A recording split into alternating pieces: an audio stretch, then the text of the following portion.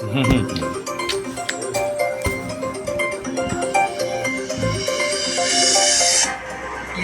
年7月，國家主席胡錦濤同俄羅斯總統普京喺莫斯科簽署聯合聲明。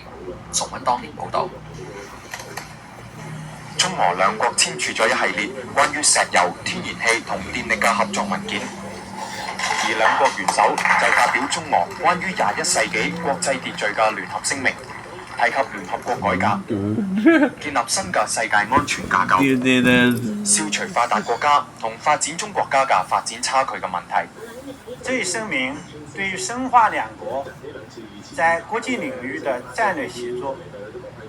促進國際形勢健康發展具有重要意義。在台灣、車臣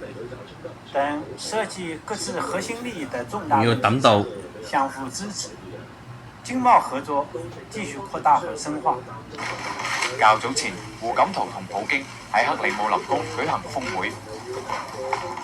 胡錦濤話：中俄關係長期穩定發展，符合兩國嘅根本利益，亦都有利於世界和平同穩定。而推動中俄戰略協作伙伴關係向前發展，係中國嘅既定方針。